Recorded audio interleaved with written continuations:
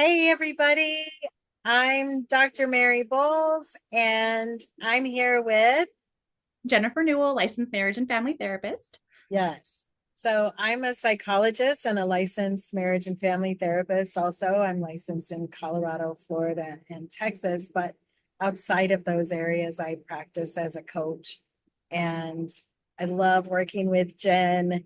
And so we're going to talk a little bit about ourselves and why we do what we do, why is it different from typical mental health treatment systems, and really kind of clear up some of the confusion between marriage and family therapy versus licensed professional counseling, social work, things like that. And so, Jen, tell us a little bit about what you do, why you love doing what you do. So, one of the reasons I chose this field is, I grew up with a lot of abuse in my family growing up. And I remember everyone around me never really batted an eye at the abuse. They never batted an eye at the alcoholism. I remember going to the school counselor and everyone's just like, ah, it's just what it is. And no one ever really listened. And I remember going to counselors in my 20s and nobody understood what I was getting at. I felt like the talk therapy wasn't helping and nobody ever looked at the systemic portion of it. And I remember I've always wanted to be a therapist since I was a little kid. And when I went to grad school, my goal was to be the therapist to others that I never had for myself. So I wanted to be relatable. I wanted to be able to help people understand themselves on a whole different level, to be able to bond with them and not to feel like I was the expert because you're the expert of your own stuff. Yeah, I just kind of like be the guide to help you get to where you needed to be to understand the things that you needed to understand about your life, your future, your past, all those things. So that was my goal, was to be that therapist that was never given to me or never experienced. So that's awesome. when people Very come in, similar for me. yeah, well, so when people come into my office, I want them to think like, hey, this is like we're just sitting on someone's couch, just two people having a conversation. I don't know anything better than you. You are the expert in your life. You lived it. I'm here just to help you see the blind sides, your Achilles tendons, those triggers. I hate that word triggers because everyone Yeah, uses yeah, your Achilles tendon is your blind side of the things that you can't see for yourself. That yeah. if you were to step outside of yourself, you'd be able to see the impact of your whole life on your brain, on your central nervous system, and all those things that operate together. Yeah. I call them hijackers, Right. emotional hijackers. Yeah. I It's think just, triggers or used so wrong. reflexes. Yes, yes, they are pretty much, they are a They are reflex. reflexes. And you respond in a way that, you all of a sudden you lose your mind and you're like, why did I do that? Yeah, And if you're not aware of, if you were backed into the corner when you were a kid or didn't have a voice or a say, and all of a sudden you feel powerless, what are those things that you're automatically going to do? Do you get yeah, louder? Do you get protective? totally. Do you get defensive? Yeah. And Yeah, it's automatic. And we're really taught to think that everything we do is so conscious and so decision driven. And it really isn't. When we make a decision in this moment, we're making a decision based on what our brain knows from every experience before it. And exactly. so it's not necessarily accurate to the moment we're in. Generally, our actions are very reflexive, and it's a matter of learning how to recognize those hijacks so that you can divert back to moving in the direction you want to move into. Yeah. I mean, how So, often do you like respond and think, holy shit, I feel like I'm 6 years old when I responded that mhm. way. And later Yep, on, you like kind of like you get your faculties back and you're like, wow, that was really immature of me. Where did that come from? You right. know, how often do you snap at people or just like want to go hide or just do what you did as a child? Mhm. I want to go hide in my Exactly. my flashlight and read a book. Yeah. Yeah. Well, and Yeah. that's our self-preservation, right? Fight, flight, freeze. Exactly. And that exists without bears. It's driven off of our, what we didn't know about how the world when we were kids. The majority of the wiring is created in our brains when we're kids. 3-year-olds have the most neurons in their brain. Yep. And that's why they're little sponges. And their brain is making all these rules about how the world works, and they don't know shit about how the world works. And then Well, we do you use that remember, same network as adults until yeah. we Do you change remember them. the time when you thought your parents knew everything? You thought they were the experts Oh, on yeah. everything. You thought they Yeah. knew everything. You thought that they were like, you put them on a pedestal. And then all of a sudden you get to an age and you just realize your parents were Yeah. idiots. Yeah. They were And it's usually when you have kids of your own, you're like, I'm an idiot. My parents were idiots too. But then all of For a sudden sure. you see your parents when you're grown and you're like, God, you're emotionally stunted. How old are you? Yep, Yeah, exactly. Yeah. It is a very pivotal moment when you're like, damn, parents were dumb. They didn't know everything. right. Yes. And when I work with kids, it's funny, um, because one of the first things I do with kids is I'll say, what age do you think somebody becomes an adult? And they have random guesses, 25, 16, 18, whatever it is. And so I say, well, in the United States, it's generally 18 years old is when you're considered an adult. But let's think of your parents when they turned 18. What hour on their 18th birthday do you think all the answers to the universe fell into their head? And they immediately are like, oh, there's no hour on your 18th birthday. They don't know everything. And I say that in front of the parents so that the parents know you don't have to maintain this all knowing stance with your kids. It's okay to listen to your kids too and accept some influence from them. They have genetic makeup from generations before you. They're not half mom and half dad. And they Yep. have experiences that form perceptions and wiring in their brain that influences who they are that you have zero influence over. So when you realize you're raising a kid that has a mind of their own, it's okay to learn about your kid, not just guide them according to what has the greatest value for you, because they have to live with themselves every day. Yeah. When you think too, free will is such a thing, right? You don't recognize how much free will is a thing until you have Mhm. children of your own, Right. like trying to parent the you out of them and trying to like honor everything, generations of our ancestors and all the information that they've absorbed, that they've taken Yeah. in. And also, Yeah, look at these generations of kids, they have access to things that we didn't have when we were younger. absolutely. So we can get so much information from them. So Yeah. there's, I mean, you talk to some little kids, they're pretty wise. Yeah. We're so quick to dismiss them. We're so quick to Yep. tell you don't know what they're talking about. You know, Absolutely. yeah. And when And you us compared to our parents, we had influences that they didn't have. It's just generationally going to happen. The world is different. I was talking to a client just today about how what is in today, like tattoos and beards, was not a thing, 30 years ago. It was not appropriate and was not accepted. And now it's an in thing.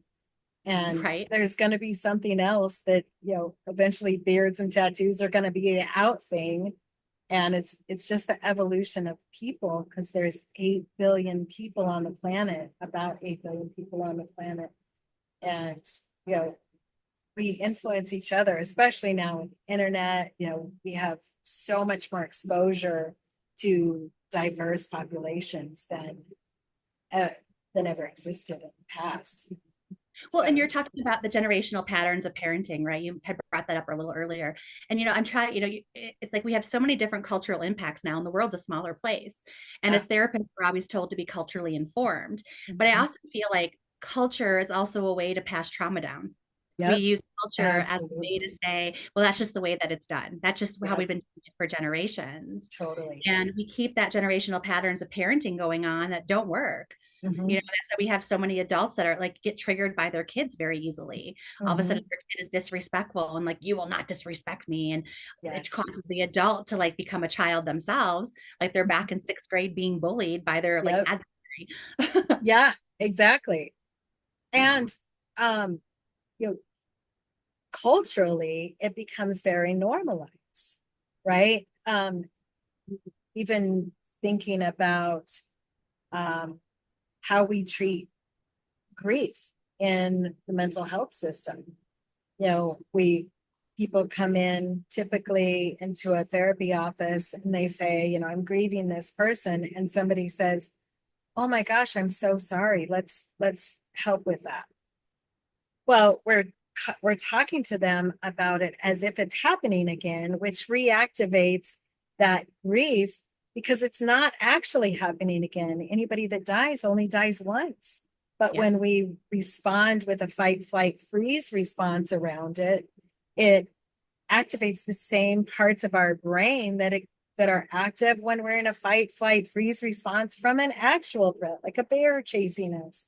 Right. And so our brain responds as if it's happening again rather than processing it as a one-time event that is going to happen to everybody, right? There's nobody that's ever made it out of life alive. And culturally, we fight death tooth and nail rather Well, than accept the reality that it's going to happen. culture, somebody dies and you just move on, right? Like people Yeah, gather around for the first 6 weeks, right? Make sure you're okay. And then everyone goes on and does their life. And like you're left there with your grief.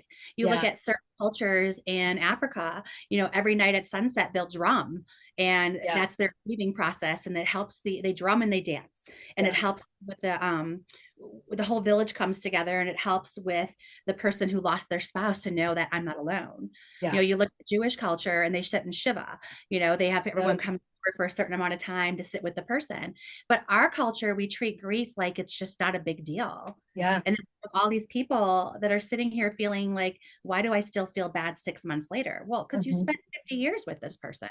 yeah, But our culture feels yeah, like they send the message that just move on. It's okay. He's dead. mhm, We're going to move on right yeah, now. yeah. But culture Well, plays such a big yeah, impact on how we grieve, how we parent, how we love, how we yeah, like do everything in our lives. yeah. And everybody really does grieve differently.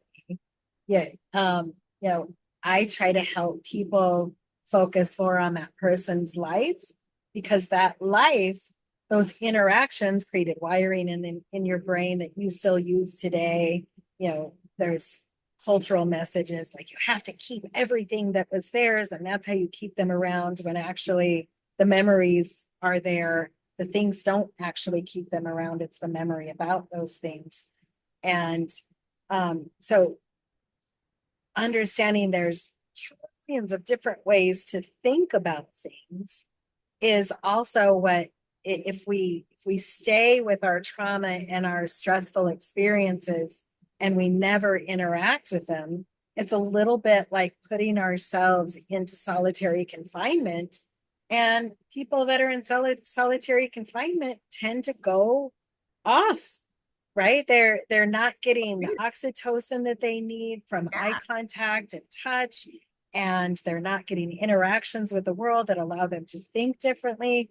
And so when we isolate and just keep those networks existing as they've always existed, it's almost like they burn out, right? We need to be able to rewire our brain through our experiences and find other ways of dealing with things. I always say, people will say, I need to go find myself, as if there's this treasure box hidden inside of them that has all Go the answers, out. right? When really how we find who we are is by taking what already exists and interacting with the world in a different way and figuring out what other ways of dealing in the world work best for us.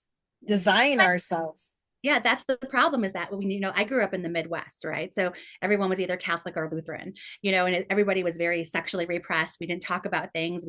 Our religion was private. There wasn't a lot of things, but everything was based on religion. So you think about, when you are grieving and you're only with people who do things a certain way, Mhm. you're limited, right? And if you feel something different outside that box, you're labeled as something's wrong with you, right? Everybody wants to put a label on it, but Mhm. you go to other countries, you go to other cultures, you go outside your little, your parameters, and you see that there's a million different ways to grieve, Yes. a Yeah. million different ways to feel, Yeah. and our culture does it very differently. And Yeah. it wasn't until I like left the Midwest and moved to Hawaii that I started seeing that like the Filipino culture. I remember there was a time where this moth kept coming over to me. It was a huge moth. And everyone kept telling me, oh, it's the ancestors. Your ancestors are here trying to tell you a message. And I'm just like, wow, I like that. I like that when something comes your way, there is a reminder. When you talk about the moth as your relative, what changes in your body? It Mhm. changes your reaction to the insect. It changes Sure. your reaction and it helps you actually listen to what the universe is trying to tell you and what your Mhm. body's trying to tell you. Because we Right. so much time not honoring what our body's trying to tell us, Yeah. trying to And shut it, sometimes just that one statement like that, and your brain goes, "Ooh, right? shift. Okay, I see life a little bit differently." But when we just stay there with our all of our feelings and all of our experiences, and we don't bring them outside of ourselves with somebody that's trustworthy to honor those experiences without shame, without guilt, Yeah. and so you can process them.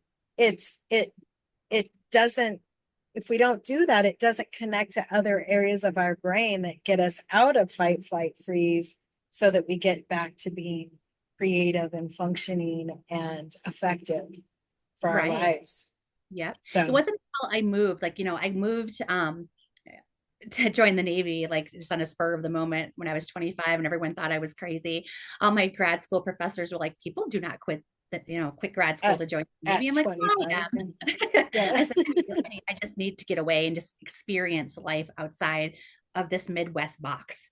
Because I Yeah. felt like the Midwest, there was just so many parameters on you. There's like the Midwest nice, you're polite, you're like nice, you're like religious, Mhm. you're this, you're that. There's certain ways that you're expected to live. And when Yeah. I got to Hawaii, everyone's just like, you're so mainland. And I'm like, what does that mean? And Right. everywhere I went, everyone's like, slow down, talk story. And I'm like, what do you mean? Like, I'm Midwest nice. I get along with everybody. Right. And they're like, no, you're kind of like, you have an agenda. And here it's like a collective culture. It's like we're all Ohana family. We all Mhm. like, work together. And Yeah. it took months to finally Very get, Asian culture. Yeah. yeah, very Asian based, very you look out for each other, but also you respect your elders, which then Mhm. going on to the cultural trauma is a whole nother thing, right? Yeah.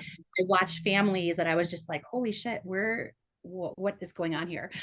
Yeah. But in the Asian families, you respect your elders, you listen to Right. them, they know everything, and you're not allowed to like talk back to them or challenge anything. Right. So as a therapist in Hawaii, I had a really hard time with a lot of the clients that I would see at first. Like in Okay. Samoan culture, when you mess up, the whole village comes together and punishes you. So I Mhm.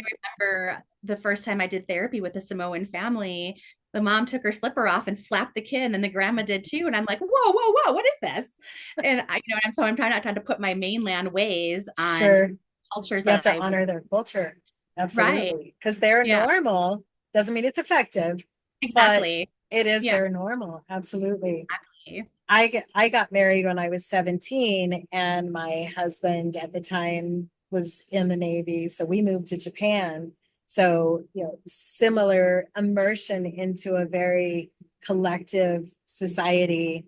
But we spent most of our time on base. I was very young, so I could give two craps about the culture. Like, I'm still in my me brain, and uh, I had my son over there, and it was more of a small world, even though we're in a completely different country because Yeah. it was military.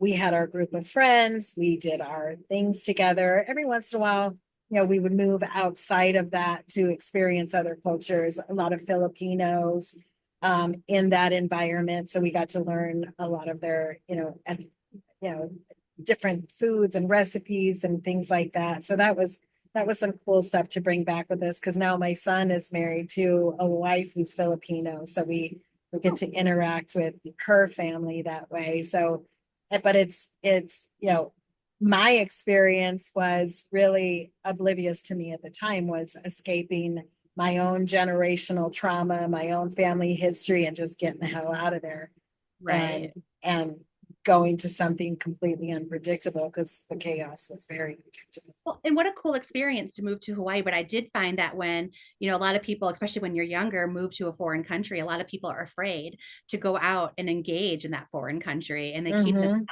in their little comfort zone on Oh base. yeah. And that in itself is a whole different culture. Yeah.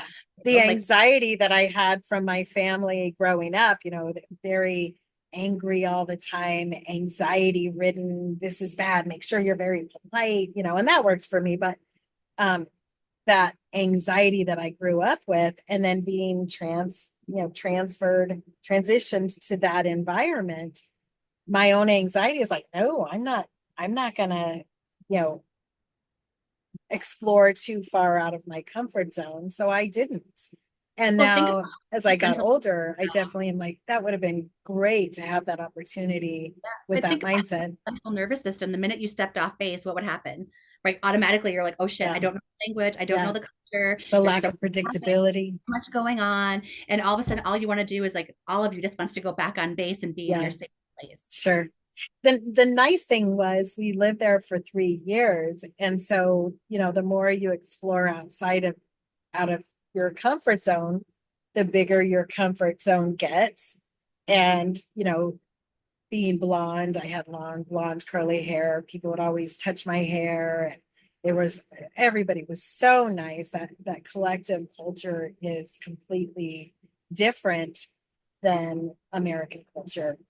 So Yeah. it was a great experience. But you know, if you think about it, when we're 3 or 4 years old, 4 or 5 years old, and we learn how to tie our shoes, and then we tie our shoes today, when we learned how to do it, we created a neural network. And that's the same neural network we're using today when we tie our shoes. And it stays that way until we interact with that memory differently or that learning differently, which rewires our brain. And if you think about it, all of our experiences create this bundle of neural networks. For a human being, most human beings have about 100 trillion different experiences stored in their brain. There's about 8 billion people on the planet.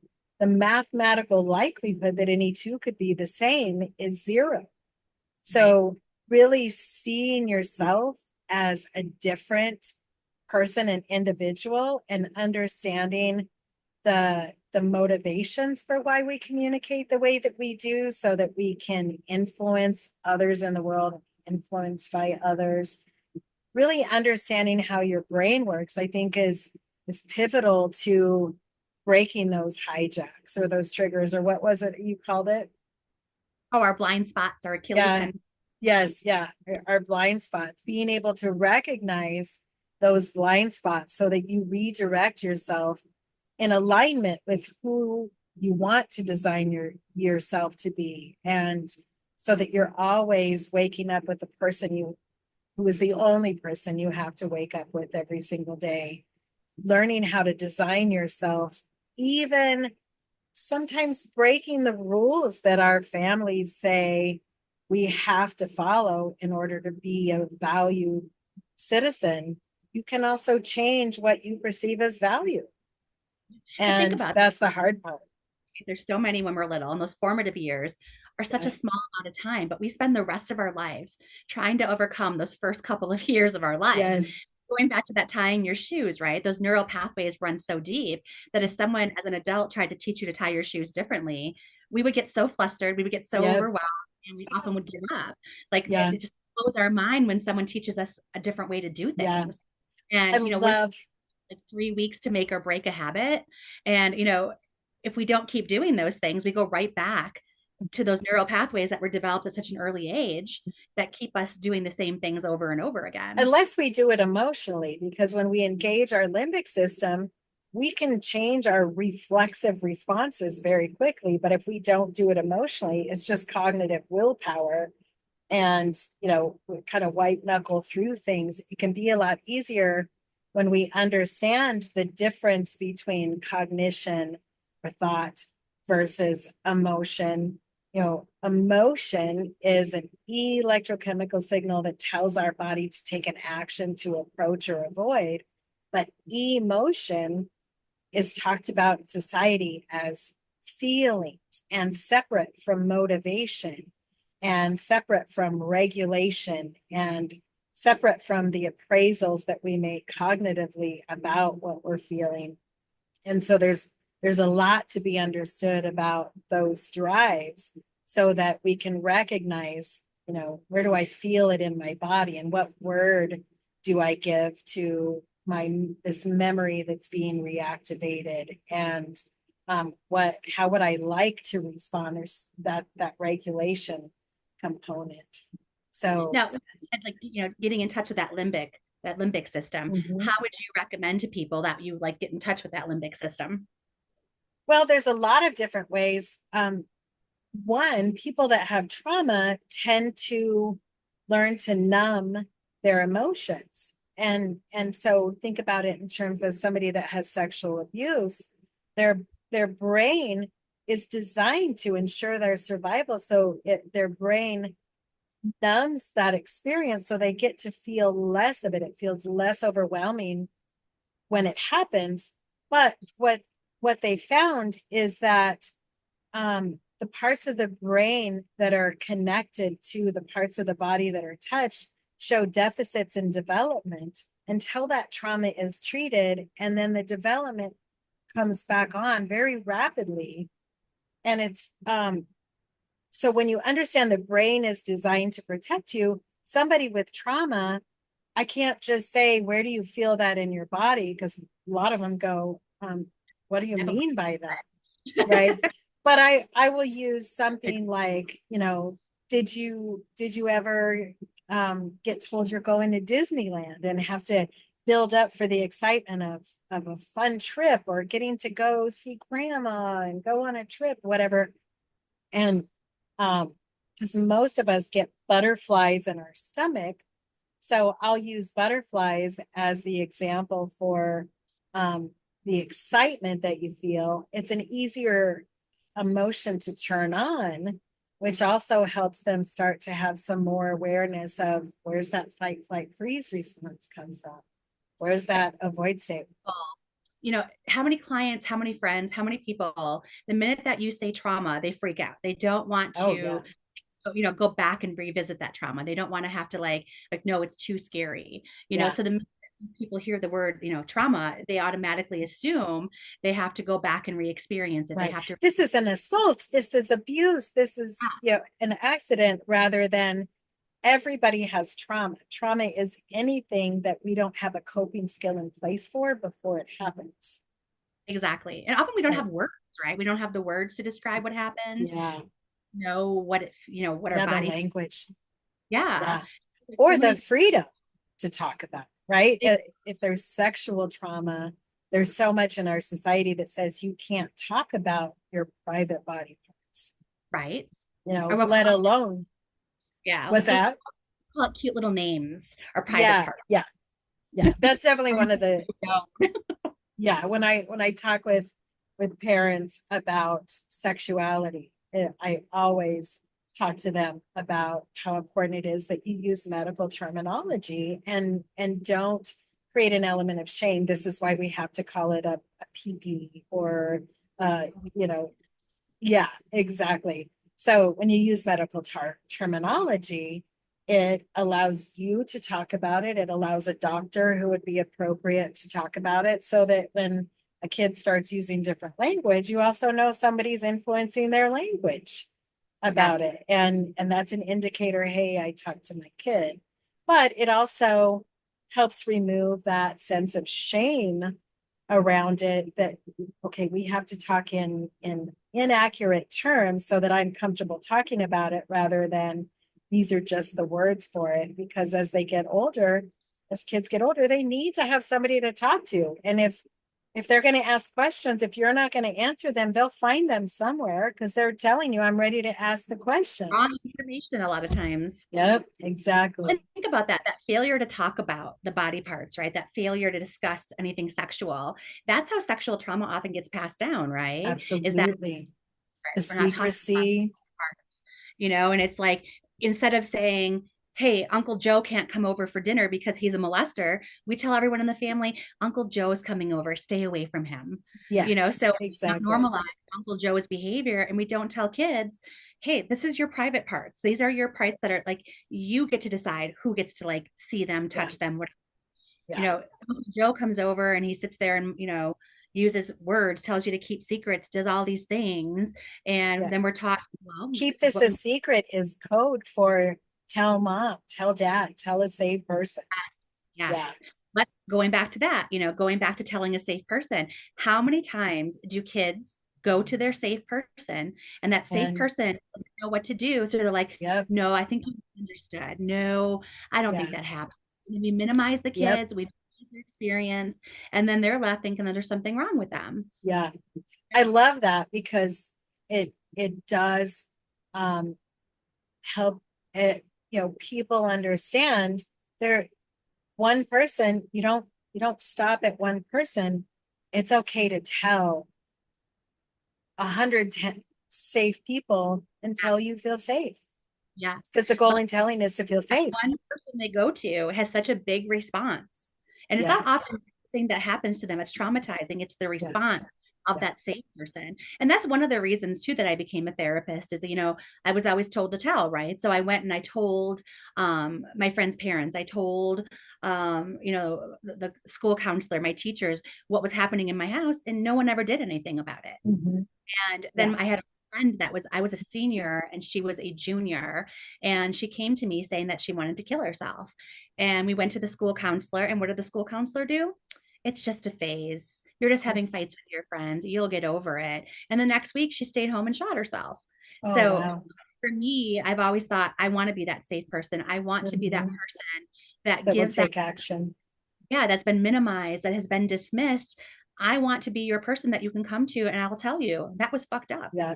It's Well, wrong. and some of that too, my sexual abuse, we told my mom right away. She went to the police station. We had to go through all the interviews, but he ended up not being prosecuted.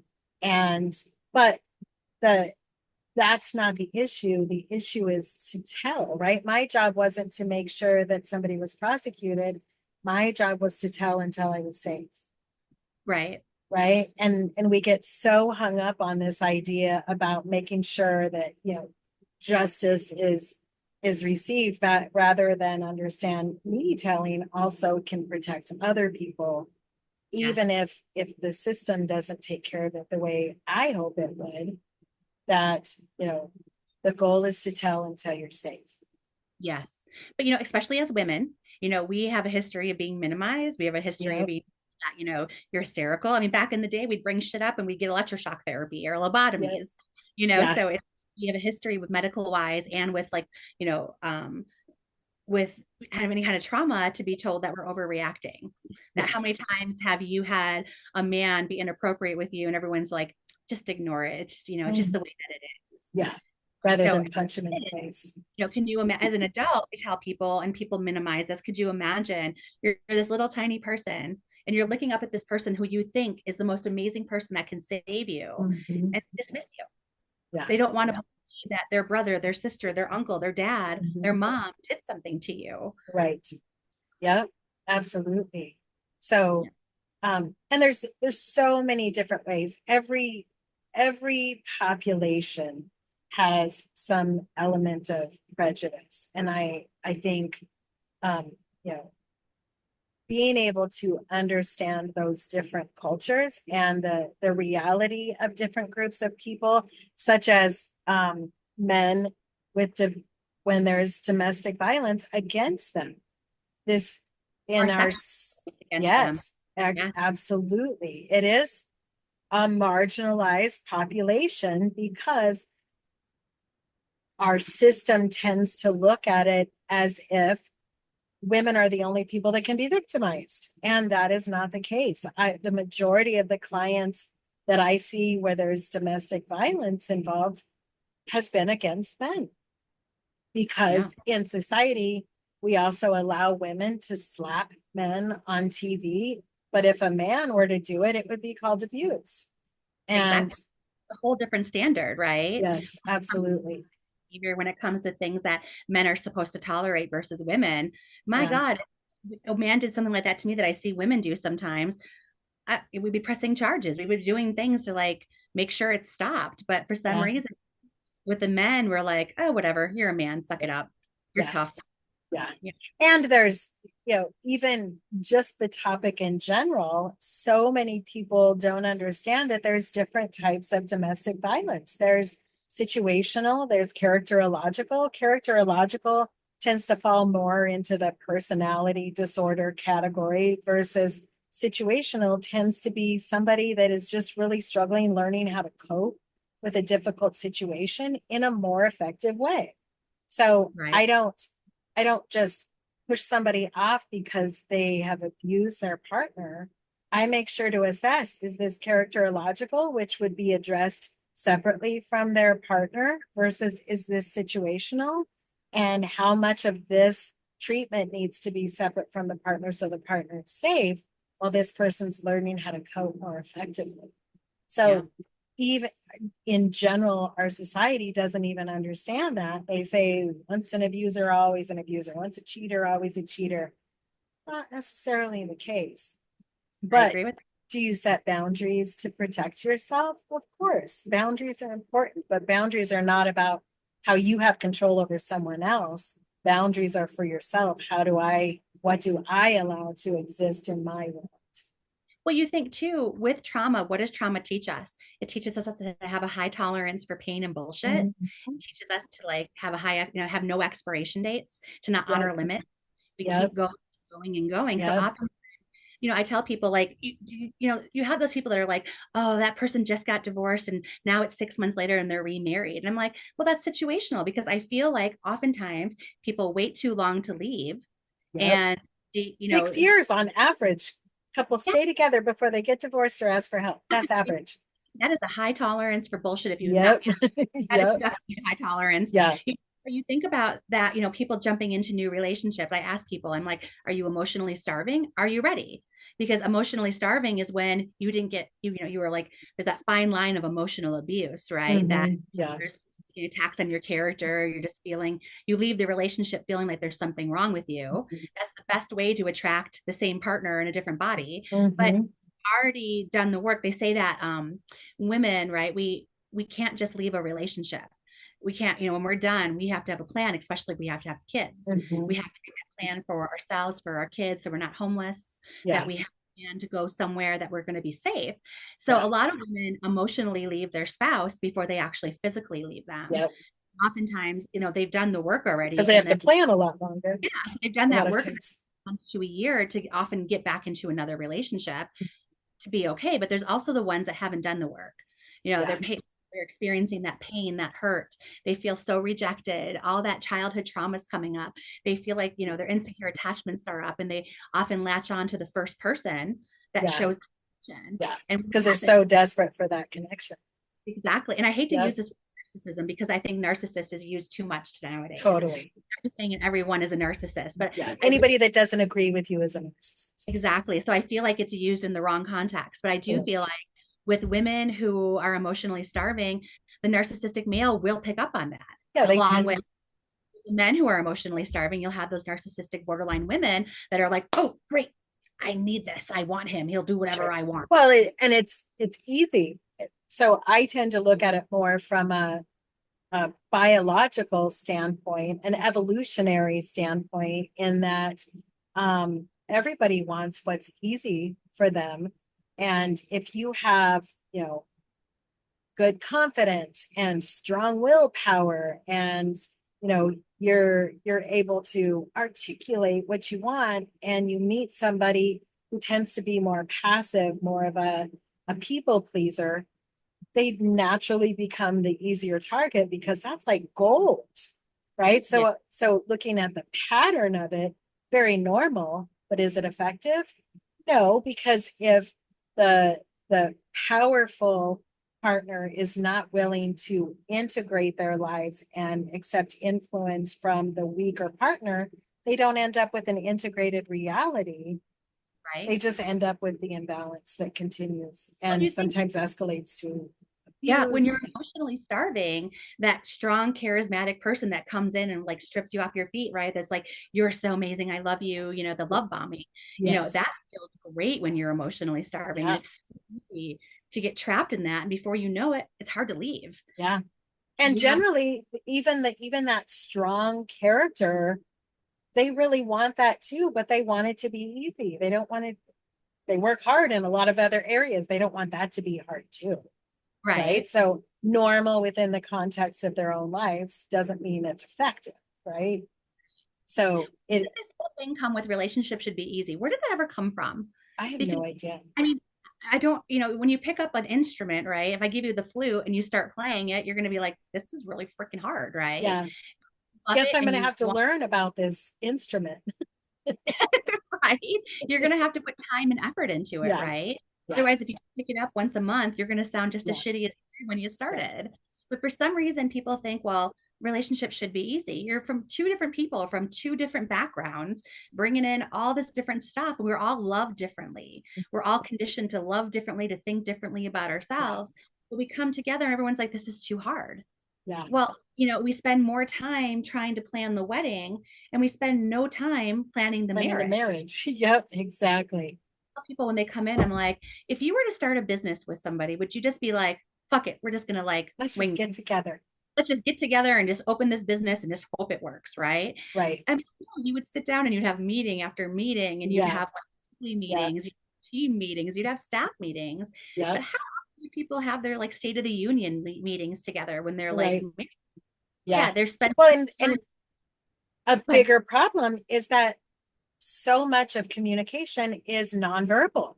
yeah, So you look at a facial expression. I just watched Inside Out 2. I love the movie. One of my favorite parts of the movie was they zoom in on the eyebrows. She's reading the eyebrows of her friend, and she's reading body language, and she makes her determination about their intentions or motivations or whatever based on that. But that's really what we do. And the way that we read other people is generally how we read our families of origin. But that's our normal. It doesn't mean it's effective in this environment because there people are different. So we read body language and we assume it must mean this because this is what my brain says it the is. value according to what we've seen. Yes. So when I talk to my clients, I make sure they understand there's 8 billion people on the planet, and all we can ever see from another person is their behavior, and that includes their words. But from their behavior and their words, we make our own interpretations of their meanings, their beliefs, their reasons, their motivations. But 100% of those interpretations are coming from the wiring in our own brains. Right. And And we're going back, thinking that they work exactly like us, and it's not possible. yeah, you do what you need to do to survive from a childhood. All of our shit Yes. is programmed to go Yeah. back.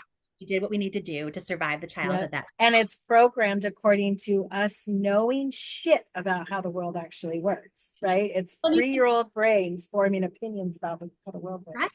And when you're in fight, flight, or freeze, what are we doing? We're hyper aroused, right? We are Yes. living like this, watching like Yep. it feels like our body's at a And rave, all and we're everyone looking for is threats, right. not, People's did you see bodies. any flowers? Yeah, exactly. You're looking Yeah. at the listen to people's footsteps as they walk into the door, the way they slam the car door, the front door. All that is signs of danger when you've grown up with chronic toxic stress, addiction, Absolutely. trauma. Yep. So what we do is Yeah. all of a sudden now we're in an adult relationship. And again, Yeah. we start to feel like we're 8 years old and you're in Yeah. trouble with your mom or Yeah. dad. Yeah. Yeah. The wind blows the door shut. You're like, oh shit, is my mom here? And you're automatically assuming like, oh shit, my Yeah. partner's in a yes mood. I better watch what I say. Right. Yeah. And nothing will be even said about it. And that person can go into this fight, flight, freeze. I gotta hide away, which is actually the brain responding almost exactly like it would if a bear were chasing you. If a bear is chasing you, you're not going to be picking out flowers and Right. checking, is everything okay? You're just in survival mode.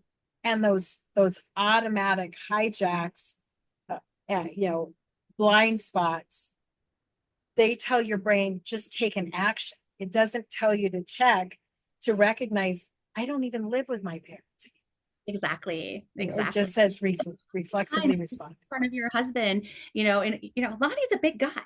Yeah, yeah, And it's like he's the nicest guy ever, but yeah, if you didn't know him, I mean, he's a big looking guy. yeah, Could be intimidating if you ran into him like in the corner in the yeah, alley somewhere, right? But how totally. in the beginning, because he was so big, and we're both so small, right? We're both Yeah, like 5'2", yeah, right? You're yeah. 5'2". Five Yeah, three, 5'3". Yeah. So we're both five like, two and 3/4. Let's be accurate. but how many times at the beginning of your relationship, did Lonnie have to learn to like get down on your level? Yeah. Oh, Yeah. he sends me pictures. When he goes into a convenience store, he sends me pictures from on top of the soda machine. He can't even see what soda they offer. He has to look down. And he took a picture of me from above, like, this isn't threatening when you're mad. Let me out him. Yeah. I always say with being short, no one can ever see up my nose to see if I have boogers, but I'm always looking Right. Yeah. I see I can see straight. everybody's boogers. I see their boogers straight here. Yeah. So true. Assign value, right? So him being so big, as a kid, our parents looked that big, right? We like Yeah. felt mom. So in the beginning, when you guys first met, when he got angry, did you automatically kind of like found yourself like a turtle going inward? Well, the funny thing is he's just not a very angry guy. Like I rarely see him angry. And the couple times I have, the first time scared the shit out of me Can because imagine. we were watching my nephews and one of them had a crayon and they kept coloring on the wall and they wouldn't give up the crayon and he'd wipe it off and come back and there'd be more crayon. He's like, where the fuck is the crayon? And I was like, oh God, like I'm gonna pee myself because he never gets mad. Yeah. But then after that, the couple times I saw him mad, I actually kind of laughed because he doesn't have a mean bone and even an angry bone really in his body. He's never going to act out in anger. Think about how programmed you were to facial expressions and body language. Oh, yeah. Because I grew up with very angry people. Yeah. So those days that he just didn't have any emotion on his face, those days that he has poker faces in the beginning of your relationship, what meaning did you put to Yeah. that? Attitude Well, was he and yeah, that conversation about honing in on the eyebrows, we're really conditioned to start reading body language because we don't have the ability to interpret language. So we read body language. And it's one thing that we realize he hasn't really developed is a lot of um, being able to read facial expressions. And we learned that because he can't make them. And so he's looking at me one day and I'm like, why are you looking like you're mad at me? He's like, those are my sexy eyes. I was like, dude, you missed.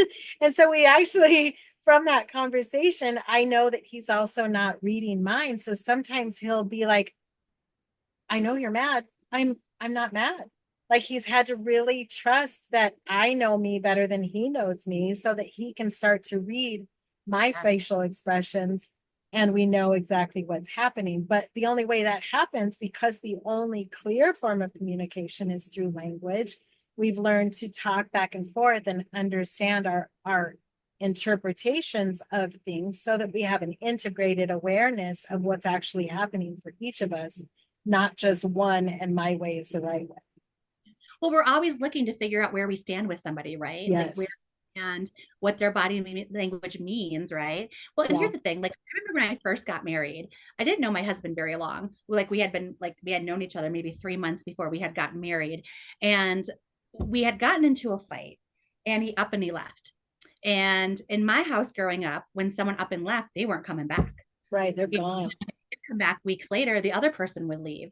So Yeah. I went next door to my friend. I'm like, Jen, I'm like, he left. He's never coming back. I fucked up. I don't know what to do. And she's like, oh, come on. He's just mad. He's going to take a break and be back in 20 minutes. I'm like, he's gone forever. He's gone forever. I totally fucked up. I can't express how I feel. I knew it. Yeah. And he will be back in 20 minutes. And he was.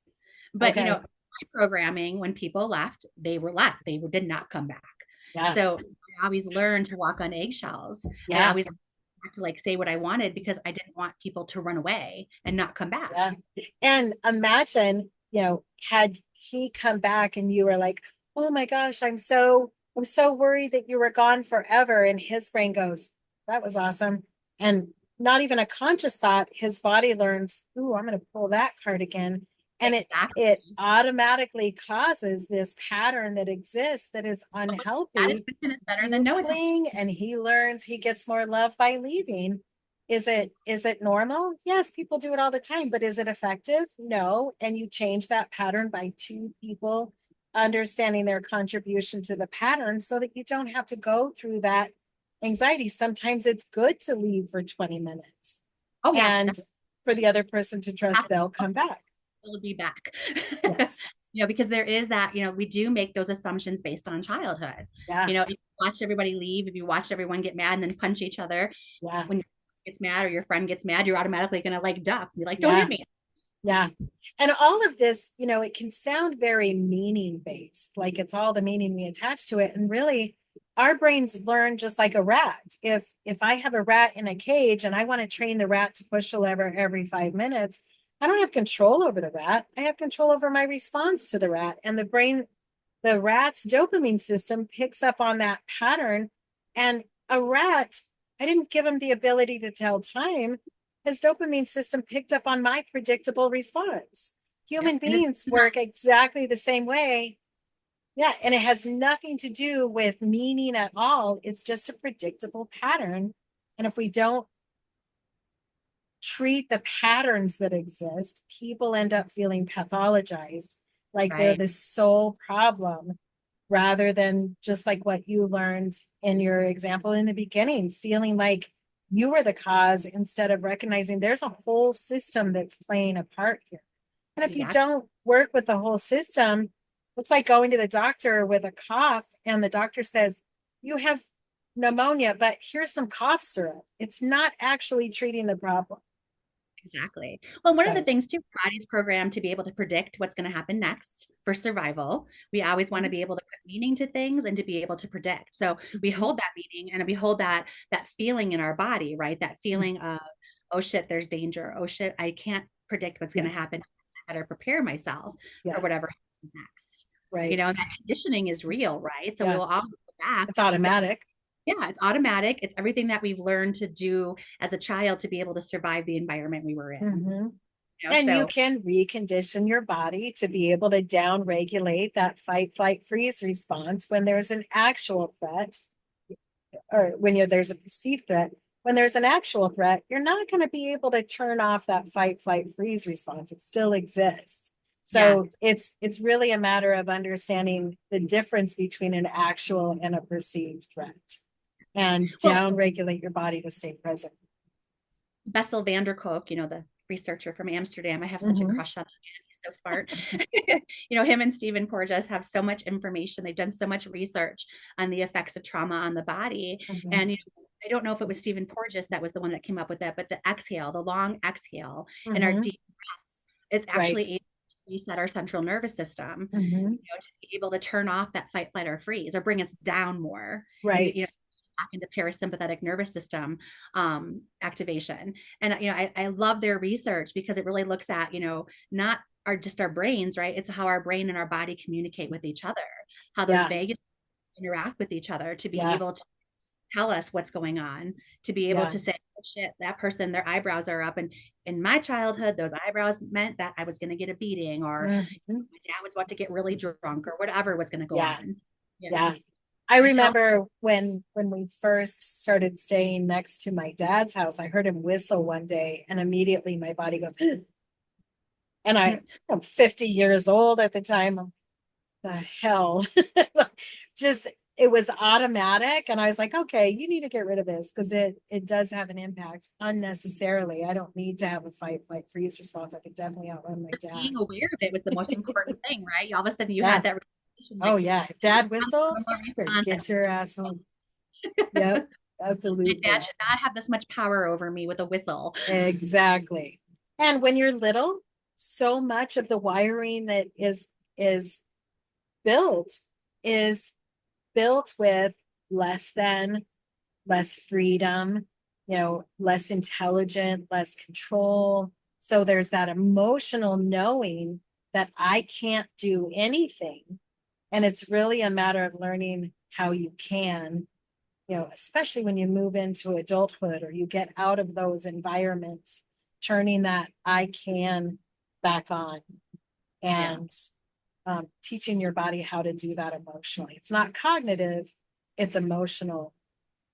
Well, and how many clients do you have come in that say, "Well, I've had trauma, and this is just the way that it's going to be. I can't Mhm. fix it." Yeah. And I tell everybody, I'm like, conditioning is a thing that you can like Mhm. accomplish throughout your Yeah. life. If you've been conditioned to be Absolutely. afraid of certain things, you can Yeah. uncondition yourself. But we Yep. have to disassociating, and we have to live in the here Yeah. and the now And you because we're have to recognize it so that you can interact with it differently. If you never activate that network, but it only has to be activated a little bit in order to change it. It does, you don't need 12 sessions talking about the same fucking issue. It actually strengthens a network it doesn't change in that. Let's beat a dead horse and talk about it, but not do anything to change it. I Yeah, hate exactly. I hate prolonged exposure therapy. The that. research that I do demonstrates it is not the most effective and should not be the gold standard. There are Yes, other more effective treatments, but prolonged exposure therapy took 40 years to become the gold standard. And now we're fighting with new neuroscience that's demonstrated there are other more effective ways of treating trauma without back to the exposure. conditioning of the old therapist, right? They were all Yep, conditioned. That was the yep, way to do it. And it's yep, like possible, but it's a lot of people are yeah, set in their ways and don't yeah, want to do it.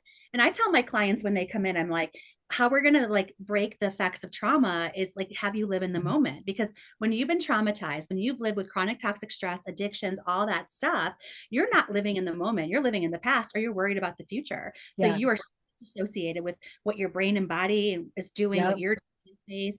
We yeah, often try places and think, how did I get here? So yeah. one of the first things I tell my clients to do when they come in is every hour on the hour, we're going to reset your central nervous system by breathing, intentionally breathing.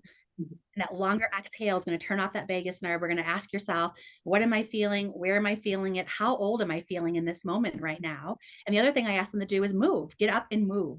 Yeah. You know, Well, what's interesting is I do it a different way. When I need to help down regulate a client, I'll say, let's think of one of your happiest memories or one of your funniest memories. And inevitably as a couples therapist, you have a couple come in on their first session and they're fighting all the way there. And a lot of therapists will try to decipher what's happening and have them play that out. And I say, no, no, no. If we're gonna argue, we're gonna use the most effective part of your brain. So let's stop for a minute and let's think of one of your happiest memories with the other person. And they may say my wedding day or this vacation or the day our kids are born. And I take them back there and I'll say, what sounds did you hear in that environment? And yeah, what smells were there? And what colors? What did you feel against your skin? positive. Yeah, where do you recall that memory that said it's safe and it's comfortable to be here? Where do you feel that in your body? And so we'll take a couple minutes, and it doesn't have to be the same memory for each of them. And I'll say, now use that same awareness and now call her a bitch. Yeah, they're And like, and their body's like, oh, I can't. feel too good. Yeah, you get blood flow back to that cortex, and this part of your body's never gonna tell you to fight or flee something that isn't deadly. But it's when Exactly. we go into that fight, flight, freeze response, you're running from bears. You're not seeing any flowers, right? You're in survival mode, but this isn't an actual threat. This is a perceived threat. So there's lots of different ways to downregulate your brain, whether it's through breathing or activating other memory states, whatever it is. Lots of You things. seen the TikTok video of this little girl? Her baby brother was born, and she doesn't like her baby brother, so they make her hold the baby brother and feed her M&Ms at the same time. they can, yeah, Pavlov's dog. Exactly, they're conditioning her that Yeah, M&Ms brother, good things. yeah, that's funny.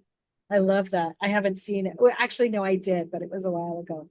Yeah, So but I think those are the things that we well, going back to Inside Out 2, right? Now that there's that portion in Inside Out 2 where they're going to ride the memories back to headquarters, right? right. And I think sadness was like, what happens with all these bad memories? And they flood her. And that's what we're always afraid of, right? Those bad memories Mhm. coming back and taking Right. over. But we don't Yeah. realize that as people, we have this, we do have that innate ability to move forward and to survive and to thrive. Yeah. And that happened to us, we can overcome them. We can experience it and Yeah. still be okay. We can exist together. Yeah. Well, and the interesting thing is we get so afraid to feel because of how society has, yeah, how culture has taught us to be afraid of our feelings, to not talk about things that are scary or difficult. So we become afraid. But once you treat those traumas, remember, trauma is anything that we don't have a coping skill in place for before it happens. So everybody has it. Yeah. Once we treat those stressors, it's I've had so many clients that would say, life was just horrible. And we treat that trauma. And then all of a sudden they get this flood of, oh, I remember this and this was fun. And I remember this and this was great. And I love John Connolly, who does rapid resolution therapy. I love his example of trauma being like an avocado pit in the garbage disposal where if you're done with tacos and there's not enough to put in the refrigerator, you're just going to put it down the garbage disposal. The tomatoes go down, the lettuce goes down, all of that stuff will go down. But if you throw an avocado pit in the garbage disposal, nothing moves. Right. And so once you get that avocado pit out of the garbage disposal, things start flowing again. And really, Peter Rousseau, who developed neuropsychotherapy, well, created a perspective about neuropsychotherapy from Brave's work. And the way he described it was trauma is like a cluster of neurons, and they really just suck our energy, right? You have our default mode network when we don't have any information going in, no information going out, and those red flashing lights come up. Oh, I hate this thought, I need to avoid it. Hate this thought, need to avoid it. It's really like a cluster of neurons that are really just sucking this energy. But as you start to interact with that trauma differently, it starts forming connections outside of that network. So things can start flowing in. It's very, very much like the example of pulling the avocado pit out of the garbage disposal. You have to connect it with someone else, something else. And there's trillions of different ways of looking at things. When you have that trauma, we walk around with our shoulders up to our ears, right? Yeah. Hyper aroused, we're just kind of always like in a ball, right? So what happens is Mm-hmm. we close our chest off. We're not Yep. getting enough oxygen to our internal organs. We end up with stomach aches, diarrhea, Yeah. constipation. We end Yeah. up with not being able to breathe correctly. We end up with lack of oxygen to the left side Yeah. of our brain, which Yeah. is where all reasoning and communication and processing comes from. And Right. the day we're walking around like this more and more. Yeah. And if we had a phone that was like low on battery, we would plug that puppy in, right? Mm-hmm. But for some reason, as humans, we do not plug ourselves in. Right. We wait long until we plug ourselves in. Before we know Mm-hmm. it, the longer that we hold our ears closer to our Yeah. shoulders, what happens is we're Like, closing off those vagus yeah. nerves, keeping ourselves in that fight, flight, or freeze, not being Yeah. able to step out of it to process that. Right. Well, Scarier. and even in that example, I love that example because, so often people don't understand how their emotions become physical. But let's think about it. When you watch an emotional movie, you physically cry, Yep. right? And that's a physical response. It is something that happens. Kids, when they're stressed, tend to get tummy aches and, feel pukey. They, Yes. they often carry their stress that way. But when an adult does it, an adult will say, I'm not making myself sick. No, but there's a lot of avocado pits in the garbage disposal that need to get out of there so that things start flowing again and your body starts to relax. You end up not being, with uh, IBS and other pain disorders. Yeah, there's a lot of different places that we carry stress in our bodies, and learning to unpack our trauma, it really makes it so that we're not asking somebody else to carry it in our relationships.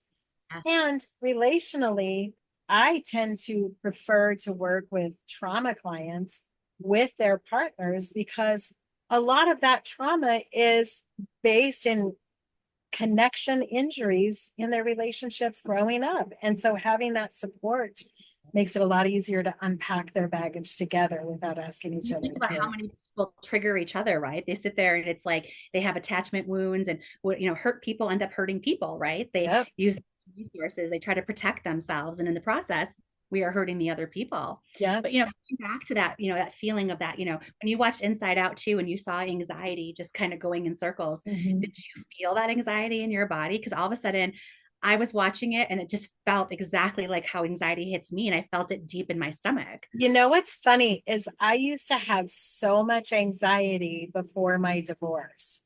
And that was the one thing that drove every bit of anxiety for me because I never wanted my kids to go through a divorce like I did.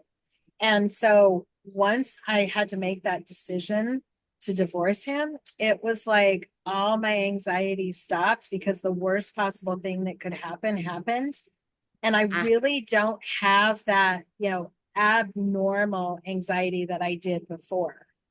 oh, that's good. Um, and so, but the interesting thing is, my clients that have anxiety that have seen the movie have all said that section of the movie is so overwhelming to them because it does bring up those emotions. But I love it because it helps them have some language that they can use for addressing it and starting to unpack that. What it brought up for me was like childhood. Like that feeling was so common during childhood that all Yes. I watched that external representation of that. I'm like, that's how I felt Yeah. my whole Yeah, childhood. I can empathize with it, but the cool thing about it is I didn't have to feel it because I really believe I've managed that anxiety. And when I feel some of it, my brain goes go towards it, don't go away from it. Well, let me ask you a question too, because I feel like in life, when people tell you, like when people tell you something, are you someone that says, I feel that, I hear that, I see Mhm. that? Oh You yeah. know, 'cause how we like that's, I'm a feeler. I'm a feeler Yeah. of emotions. I'm a feeler. If it feels wrong, I'm not going to do it. If it Yeah. doesn't feel right, I get red flags. There's people who are like, oh, I see that, right? They're very visual. And then you have the people who are very auditory, like, oh, I hear that. I hear what you're saying. So we all process the Sure. world very differently. And because I am very visual, Empathic. representation of that anxiety really brought me back to Sure. childhood. I I had to think I think part of what makes me a good therapist is being able to hear somebody else's story and not empathize with them so much that it becomes something I carry. Like, you oh know, yes. because part of my trauma growing up was really taking on all my family's anxiety. I ended up being a people pleaser where my job was trying to make everybody comfortable, which wasn't even possible. Yeah. But I could empathize with somebody, but then I started to stress about how to solve their problem, which when I do that is robbing them of the opportunity to manage their own discomfort. Yeah. So I feel like I have really good boundaries, but um, I do still let myself feel their positive emotions. Like when they have a breakthrough or they have this really great experience, I allow myself to really feel that and get tears in my eyes and get because I'm a happy crier anyways. But it allows me to just let it be their responsibility, not mine. I'll give them the tools. I tell my clients all the time, I'll give you the tools. I can't make you use them. And when they get to the end of therapy, they say, thank you so much. I will say, I gave you the tools, but you use them. You know, And that is my signal when I start to feel things in my body. That's my signal that I'm like, I'm working harder than the client is. And yeah, I'll often, I'm like, I'm starting to feel very warm. I'm starting to feel very uncomfortable. What kind of emotion do sure. you have? Because oftentimes I will feel it deeply Yeah, and make sure that I give it back to them and that they have a word for it. Like, this is what I feel. How do you feel? So good. it's a really great And it signal. holds you accountable for knowing you're still guessing, even though it's a client that you know, that intuition is still just a guess based on your brain's interpretation of their experience. So yeah, that's I started healthy. doing this back when I was in my 20s. I would feel that feeling and I would want to work so much harder than the client. I'd be like, oh my God, Mhm. you can't feel like this anymore. We Right. have to change your life. We have Yeah. to do something different. And they weren't ready for that. And I had Yeah. to like check myself. And my Yeah. neighbor, she was a massage therapist. She was big about blocking techniques. So making sure that you weren't absorbing other people's energy. Mhm. So Yeah. she were talking about that and really made me aware that I had to be careful because I do feel deeply That's that I funny because, but just like you were talking earlier about, um, you know, um, oh, just changing your perception. I can't remember exactly, but really you use the word blocking. And um, immediately for me, I was like, I don't block it. I just let it go through me. Right. And so for me, I feel like energetically, I redirect it as much as I can according to how I think would be appropriate for them. Well, when I say blocking, it's not like not saying I'm not going to feel what you feel. Oh, okay, Blocking, gotcha. I'm going to It's be not able to keeping it out. keeping it in, right? Like I can feel what you're feeling. I'm going to Okay, acknowledge, but I'm not going to carry that out the door with me and go home with it. right. Yes, I That's hang the my big, hat at the door. When I'm done that's for the day, I'm not going to sleep with my thoughts about this. This is your baggage to unpack. clear. And Yeah, I remember going through supervision, and my supervisor was like, "You are too personally attached to this. You are, you have so much transference. There's so much going on here." And I'm like, yeah, "But it needs to change. It needs to change." And she's yeah, like, "How is this affecting your sleep? How is this affecting your yeah, personal life?" And it yeah, was, I was yeah. miserable. Sure. So yeah, so when Yeah, my started talking to me about being able to like let it go when you leave the door to in yeah, between clients, going for a walk around the building, letting go of that energy, yeah, be able to have space for the next yeah. person. And knowing, right, the meaning part, knowing that doesn't mean I don't care. It means I also care about myself. Yes. Setting Yes. those boundaries for yourself and what you're going to allow in your environment. Exactly. So, so this is our first podcast as, this is relationships with the brain and mind and the unfiltered family therapist, where, we really are just talking about, the things that we agree with, the things that we disagree with, the things that we do differently between us and other people that we'll have on the show.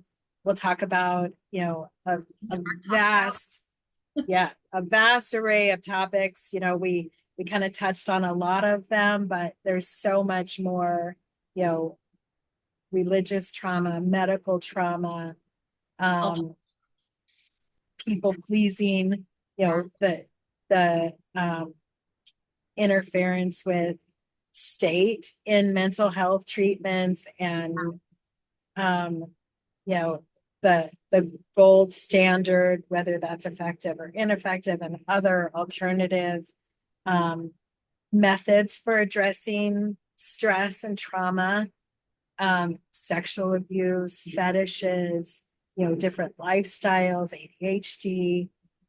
So we'll talk about a lot of different issues through a marriage and family therapy lens, but ultimately, keeping in mind that marriage and family therapy is an awareness of an entire system that just like we have, multiple parts of ourselves uh,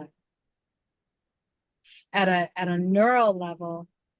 As human beings, we interact and have an impact on one another. Energy is what keeps our bodies functioning when we're alive. And we do have an impact on other people and their energy and how they see the world and how they're influenced. And so, really, an entire system from the largest possible system to the smallest. We'll talk about all those different areas of an entire system. And how a break in part of that system creates a break in all of the system. Yes, yes, it ripples through other areas for sure.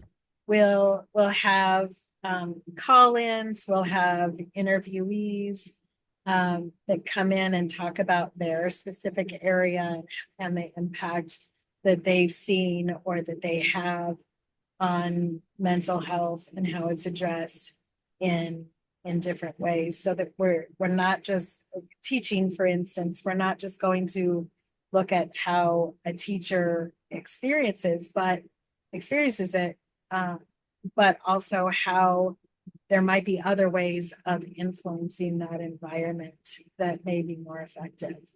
Yes. So we're Definitely. not just going to talk about evidence-based treatments. We're going to talk about other treatments that have some credibility, but if we never research them, they don't exist. And so there has to be, if somebody does what's called uses a gold standard treatment and it doesn't work, but we called it the gold standard, are they going to keep looking? Hopefully so, because there are plenty of other options out there that are effective and rapid treatments, because they're driven off of what we understand in neuroscience. So I think that's the biggest motivator.